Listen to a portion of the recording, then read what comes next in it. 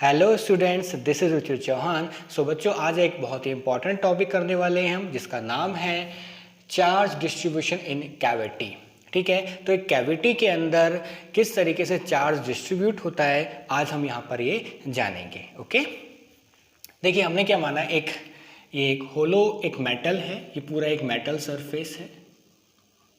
ठीक है, और ये एक होलो है। ठीक है, अंदर यहाँ से खाली है पूरा पूरा। ठीक है, एक होलो मेटल है।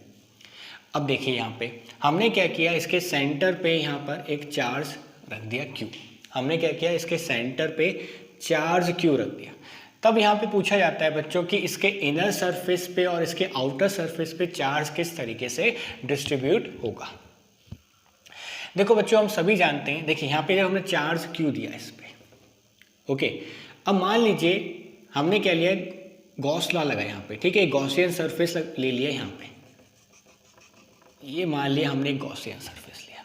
अब बच्चों हम ये सभी जानते हैं कि मेटल के अंदर, यहाँ पे मेटल के अंदर इलेक्ट्रिक फील्ड क्या होती है। ये अंदर मेटल है, ये पूरा क्या भरा हुआ कैसा है, मेटल, और मेटल के अंदर इलेक्ट्रिक फील्ड क्या होती है, जीरो होती है। ठीक है, तो मान लिया यहाँ पर ये एक मेटल है और ठीक है, हमने एक गॉसियन सरफेस ले लिया ये पूरा पूरा। ठीक, अब हमने मान लिया कि यहाँ पे मान लीजिए कोई चार्ज डिस्ट्रीब्यूट कितना है, Q डैश। इसके अंदर इनर सरफेस पे मान लिया चार्ज क्या है, Q डैश कोई डिस्ट्रीब्यूट हो गया है, मान लिया ऐसे। तो अगर अकॉर्डिंग टू गॉस लॉ हमने क्या माना कि गॉस लॉ क्या कहता है कि E, ठीक है, E D S equal to Q net divide by epsilon naught. अब हम सबको पता है कि कंडक्टर के अंदर इलेक्ट्रिक फील्ड क्या होती है, जीरो, तो ये हो जाएगा जीरो। Q नेट कितना हो गया, टोटल चार्ज कितना हो गया इसके अंदर, या Q नेट कह सकते हो, या चार्ज एनक्लोज्ड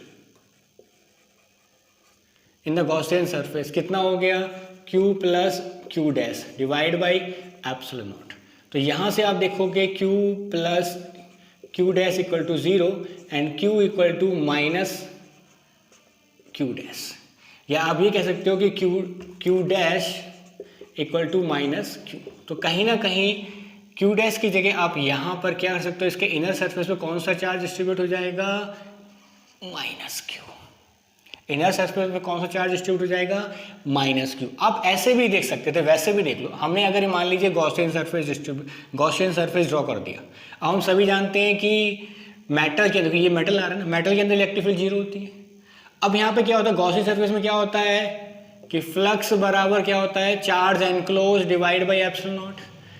बच्चों टोटल चार्ज क्या होना चाहिए इसके अंदर, जीरो, तभी तो इलेक्ट्रिक फील्ड जीरो होगी।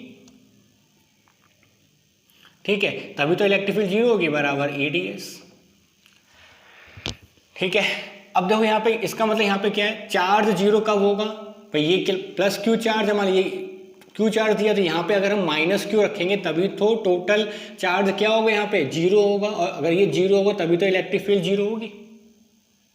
ठीक है, तो अभी कह सकते हैं यहाँ पे इलेक्ट्रिक फील्ड जीरो तब होगी जब ये चार्ज Q बराबर क्या हो जाएगा, माइनस का Q डैश है। सिंपली कह सकते हो Q dash is equal to minus Q। इसका मतलब ये मोटी मोटी बात हमें ये समझ में आ गई कि जो इस होलो स्फीयर है, कंडक्टर जो है होलो, इसके इनर सरफेस पे क्या आने वाला है बच्चों, minus Q charge. Inner surface पे क्या आने वाला है, माइनस Q चार्ज।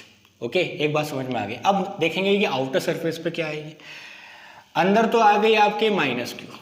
अब मान लो हमने कोई आउटर सरफेस ले लिया, कोई पॉइंट P ले लिया, तो हम यहाँ पे भी तो ड्रॉ करेंगे गॉसियन सरफेस, यहाँ पे भी ड्रॉ करेंगे गॉसियन सरफेस, बिल्कुल सही है। अब देखो बच्चों, अब यहाँ पे हम ड्रॉ करेंगे गॉसियन सरफेस। अब देखो बच्चों, हमने चार्ज कितना दिया था, Q चार्ज दिया था। Total charge according to law of conservation of charge कितना चार्ज रहना चाहिए, टोटल चार्ज Q ही तो रहना चाहिए। अब यहाँ पे माइनस Q और आ रहा है। ठीक है, अब देखो यहाँ पे, तो हम यहाँ पे वही फ्लक्स वाला फॉर्मूला लगाएंगे, या EdS बराबर Q divide by epsilon not. या अगर आप यहाँ ये नहीं भी लगाते तो भी आप कर लोगे। यहाँ पे कैसे कर सकते हो, ये ना भी लगाओ बच्चों तो भी आप कर सकते हो, ऐसे ही कर लो।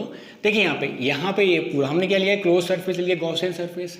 अब देखो यहाँ पे टोटल चार्ज क्या होना चाहिए, टोटल चार्ज क्या रहना चाहिए, टोटल चार्ज एनक्लोज क्या होगा इसके अंदर, Q divide by epsilon not, Q net या Q एनक्लोज होना क्या चाहिए, टोटल चार्ज। भाई असली में टोटल चार्ज क्या था, ये कैपिटल Q जो दिया था अंदर, डिवाइड बाई एप्सिलॉन नॉट, ये आना चाहिए फ्लक्स।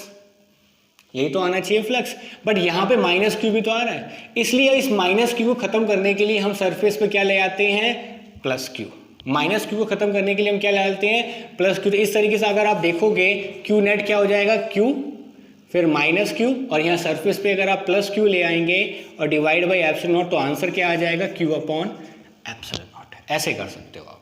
तो इस हिसाब से हमने देखा कि जो सरफेस पे कौन सा चार्ज आ गया, प्लस क्यू, क्योंकि हम चाहते हैं, हमें क्या पता है भाई, law of conservation of charge के अकॉर्डिंग क्या है, टोटल चार्ज क्या रहना चाहिए, क्यू रहना चाहिए। तो यहाँ माइनस क्यू और प्लस क्यू, इस तरीके से आप ले सकते हैं। तो चार्ज एनक्लोज बाई क्या हो जाएगा, मतलब सॉरी, टोटल फ्लक्स बराबर क्या हो जाएगा, charge enclose divide by epsilon not. Total charge था कितना, एक्चुअली दिया कितना था हमने, क्यू दिया था, तो Q upon epsilon not. I think आपको ये समझ में आ गया होगा। अगर कोई डाउट है इसको लेके तो बिल्कुल आप कमेंट बॉक्स में कमेंट करके पूछ सकते हैं। ओके, चलिए, थैंक यू वेरी मच।